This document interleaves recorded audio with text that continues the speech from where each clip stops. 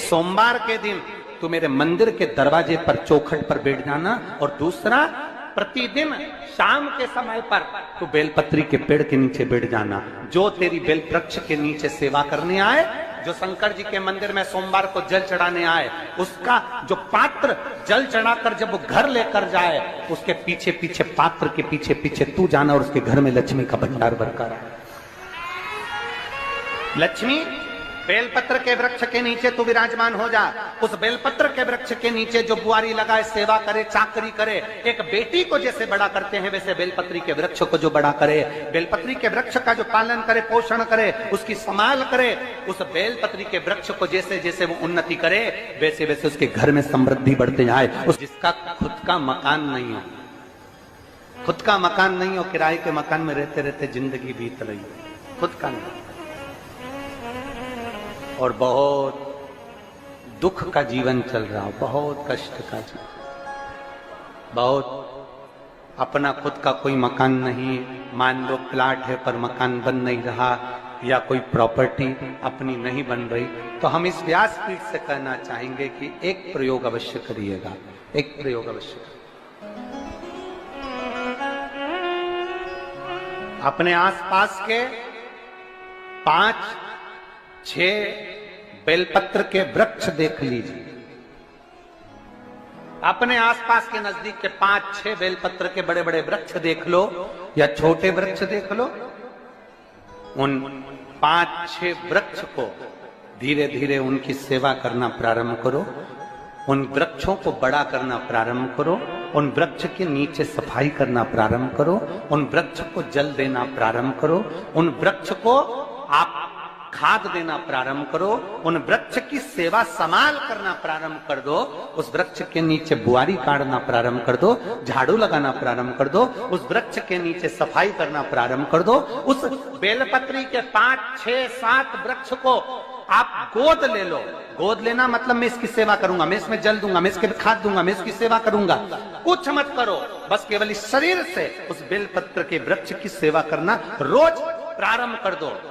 6 महीना इंतजार करना और 6 महीना लगातार सेवा करना, 7वां महीना आपका और हमारा, और बताना कि भोलेनाथ ने प्रॉपर्टी दिलाई कि नहीं दिलाई और आगे बढ़ा है।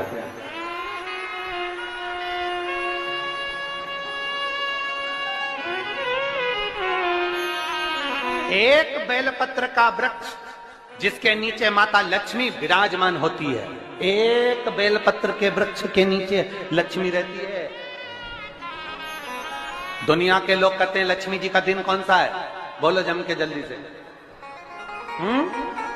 शुक्रवार। दुनिया के लोग कहते हैं लक्ष्मी जी का दिन शुक्रवार है, पर माता लक्ष्मी से पूछा जाए कि तुम्हारी माता ख्याति देवी नारायण भगवान के साथ तुम्हारी शादी नहीं कर रही थी, शंकर को लक्ष्मी दे रही थी, तब तुमने भगवान शंकर से विनती करी, भोले बाबा मैं नारायण से प्रेम करती हूँ, भगवान नारायण से मेरा विवाह हो। तो माता ख्याति देवी से शंकर भगवान ने विनय कर कर कहा कि लक्ष्मी जी का विवाह नारायण के साथ कर दिया जाए। भगवान नारायण के साथ जब लक्ष्मी जी का विवाह हो गया, तब लक्ष्मी जी हाथ जोड़कर बोलती हैं, बाबा मेरा विवाह नारायण के साथ हो गया, पर मैं आपके चरणों की सेवा करना चाहती हूँ, बाबा आप कृपा करिए कि मैं क्या करूं आपके लिए। शंकर भगवान कहते हैं लक्ष्मी बस 2 चीजें कर दे, एक सोमवार के दिन तू मेरे मंदिर के दरवाजे पर चौखट पर बैठ जाना, और दूसरा प्रतिदिन शाम के समय पर तू बेलपत्री के पेड़ के नीचे बैठ जाना। जो तेरी बेल वृक्ष के नीचे सेवा करने आए, जो शंकर जी के मंदिर में सोमवार को जल चढ़ाने आए, उसका जो पात्र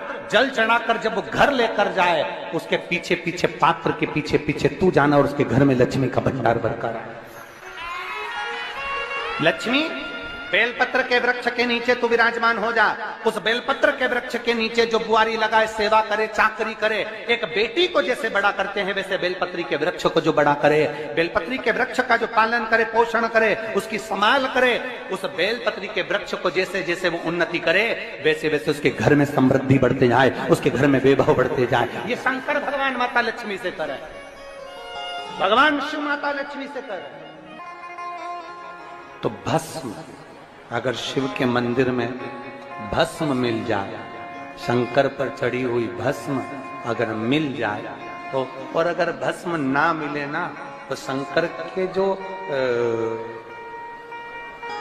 शंकर भगवान का जो शिवलिंग है, शिवलिंग के आसपास में जो जलाधारी है, यहाँ अगर भस्म ना मिले तो इस जलाधारी पर अपना हाथ स्पर्श कर कर अपने तन पर उसको लगाकर जरूर आओ। भस्म, एक शंकर पर चढ़ा हुआ जल, दूसरे नंबर पर है शंकर पर चढ़ी हुई भस्म। ये दो स्पर्श जरूर, स्पर्श। एक भस्म का एक बड़ा सुंदर चरित्र आता है। दूसरा, जिस भूमि पर बैठकर कथा सुनो उसकी रज को अपने मस्तक पर थोड़ा सा लगाकर अवश्य जाओ, वो जीवन का एक आनंद है। और शंकर के मंदिर में जाओ तो दो चीजें अवश्य लेकर आओ। पहला, शंकर जी पे चढ़ा हुआ, जम के बोलो, जल अवश्य लेकर आओ। क्योंकि जब तुम जल लेकर आते हो, पात्र लेकर आते हो, तो मेरा महादेव लक्ष्मी जी को तुम्हारे पीछे पीछे तुम्हारे घर तक भेज देगा। चढ़ी हुई बेलपत्र मत खाओ, लोग कहेंगे शंकर पर चढ़ा हुआ ये मत खाओ। हम इस व्यासपीठ से निवेदन करना चाहेंगे कि आप अगर दिल रखकर अपने बाबा से कहोगे ना, तो बाबा पर चढ़ा हुआ जो जल है ना, वो जल साधारण नहीं रहता। मेरा भोलेनाथ जब दुनिया को अमृत देता है तो तुमको भी अमृत दे देता है। दो चीजें कभी मत छोड़ो। अगर मंदिर में गए हो तो दो चीजें कभी मत छोड़ो। कथा में गए हो तो दो चीजें कभी मत छोड़ो। एक, कथा श्रवण करना। दूसरा, जहां कथा बैठकर सुनते हैं वहां की रज को अपने मस्तक पर लगाना। कथा सुनने के बाद आप यहां से जाओ, भले दरी बिछी है, आसन बिछा है, कारपेट बिछा है, उस पर अपना हाथ फेर कर उस रज को अपने मस्तक पर जरूर लगाओ। क्योंकि शिव पुराण में, भागवत पुराण में, स्कंद पुराण में, कुर्म पुराण में, नर्मदा पुराण में, लिंग पुराण में, नारद पुराण में, ब्रह्म वैवर्त पुराण में, जितनी भी पुराणे हैं, सब पुराणों में लिखा है कि जिस स्थान पर बैठकर हम भगवान की कथा को सुनते हैं, उनको याद करते हैं, जितनी देर हम उनको याद करते हैं उतनी देर वो परमात्मा उस स्थान पर बैठा हुआ रहता है। हाथ रखकर बोलना, शंकर भगवान से तुम्हारा रिश्ता कौन सा? शिव जी से आपका कौन सा रिश्ता?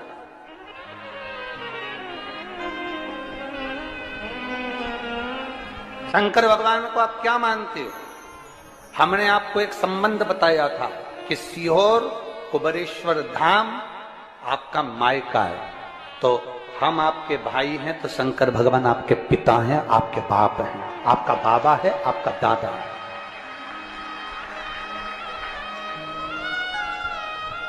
अब आपसे हम प्रश्न करें, उत्तर मेरी कुरुत की बहनें भी देंगी और मेरे जीजा उन भी देंगे और मेरी बेटियां और मेरे बेटे देंगे उत्तर। आपसे प्रश्न करें, अगर बेटी को दुख होगा तो क्या वो अपने बाप से नहीं कहेगी? बोलो तो जम के। बेटी को तकलीफ है, वो अपने बाप से ना कहेगी। बेटे को तकलीफ है तो वो अपने पिता से, अपनी मां से नहीं कहेगा, मम्मी मुझे ये तकलीफ है, पापा मुझे ये दुख है, मां मुझे ये तकलीफ है, पिताजी मुझे ये कष्ट है। क्या वो अपने माँ बाप से नहीं कहेंगे? क्या वो अपने माँ बाप से विनय नहीं करेंगे? और माँ, पिता, फिर उसके करीब में, उसके नजदीक में जो भी होता है वो माँ बाप निकाल कर उसको दे देते हैं, माता पिता उसको दे देते हैं। माता लोग कहते हैं कि शंकर जी पे चढ़ा हुआ जल मत पियो, लोग कह देते हैं शंकर जी पे चढ़ी हुई बेलपत्र मत खाओ। कोई इस बहन से पूछे, सुनीता सोनी से, कि शंकर पर चढ़े हुए जल से उसकी गांठ जो डबल से उसके शरीर में आ गई थी वो समाप्त हो गई, तो जरा विश्वास करिएगा कि एक बेटी अपने माँ बाप से ही तो कहेगी, और बाप के पास में जो होगा वही तो अपनी बेटी को देगा दुख को मिटाने के लिए। तो मेरे शंकर भगवान के पास तो उसका चढ़ा हुआ जल है। दूसरा, जिस भूमि पर बैठकर कथा सुनो उसकी रज को अपने मस्तक पर थोड़ा सा लगाकर अवश्य जाओ, वो जीवन का एक आनंद है। और शंकर के मंदिर में जाओ तो दो चीजें अवश्य लेकर आओ। पहला, शंकर जी पे चढ़ा हुआ जम के बोलो, जल अवश्य लेकर आओ, क्योंकि जब तुम जल लेकर आते हो, पात्र लेकर आते हो, तो मेरा महादेव लक्ष्मी जी को तुम्हारे पीछे पीछे तुम्हारे घर तक भेज देगा। दो चीजें लेकर अवश्य आओ, और शिव पुराण में जाओ तो दो चीजें लेकर अवश्य जाओ। पहले नंबर पर शंकर की कथा और अपने अंदर विश्वास कि मेरे महादेव की मैंने कथा सुनी है, अब मैं भटकूंगी नहीं। सारी दुनिया में मैंने ठोकर खा ली, अब कहीं ठोकर नहीं खाऊंगी, अब तो दरवाजे पर महादेव के जाऊंगी, बाकी के कह। दूसरा, कथा में बैठी हूं बाबा के इस रज को, ये रज नहीं है, ये धूल नहीं है, ये मेरे बाबा के कैलाश 12 ज्योतिर्लिंग का चंदन है, इसको मस्तक चढ़ाऊंगी अपने हृदय से। लाते हो आप लोग? हाथ उठाओ जरा, रख लो, बहुत बढ़िया, प्रणाम आपको सभी को, नमन।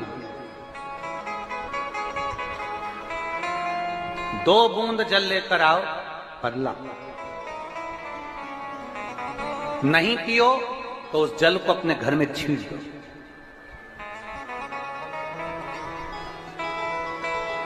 नहीं पी सकते, उस जल को छींट दो। सारे घर के लोग नहीं पी रहे, उस जल को मटके में डाल दो, हंडे में डाल दो। 2 बूंद जल हंडे में डाला, सब पी गई। आपको अलग अलग किसी को देने की जरूरत नहीं पड़ती, किसी को नहीं। हंडे में डाल दो, मटके में डाल दो, सब उस पानी को पीना रात में।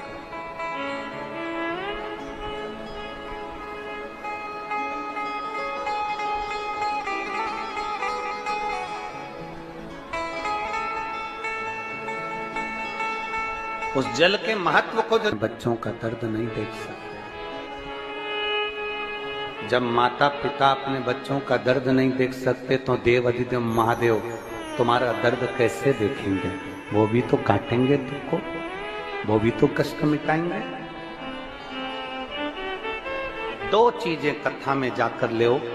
एक, जहां जगह मिल जाए वहां बैठकर कथा सुनो।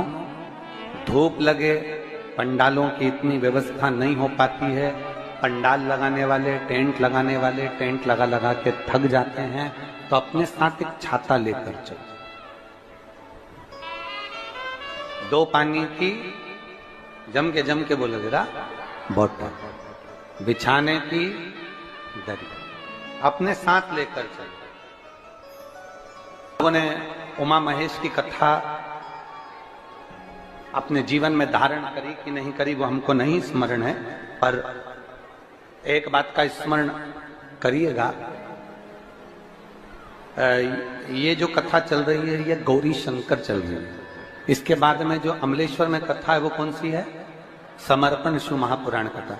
उस समर्पण शिव महापुराण की कथा जब 2 तारीख को विराम हो जाएगी, तब उसके बाद में जो कथा 6 जून को प्रारंभ होगी सोलापुर महाराष्ट्र में, उस कथा का नाम रहेगा उमा महेश शिव महापुराण की कथा। उसको जरूर सुनो।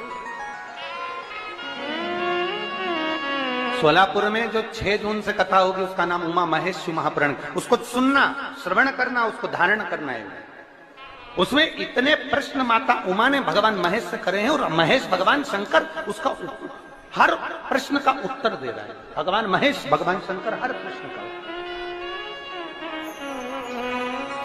बाबा बोले माता उमा ने भगवान शिव जी से, महेश भगवान से, भगवान शंकर से करेंगे, बाबा भोलेनाथ जी बताओ, संसार में जन्म लेने वाले व्यक्ति के जीवन में उसके भाग्य में अगर सुख नहीं है, उसके भाग्य में खुशियां नहीं है, उसके भाग्य में कोई अच्छा है ही नहीं, तो वो जीव क्या करेगा?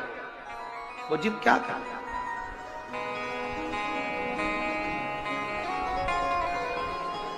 भगवान शंकर कह रहे हैं, पार्वती,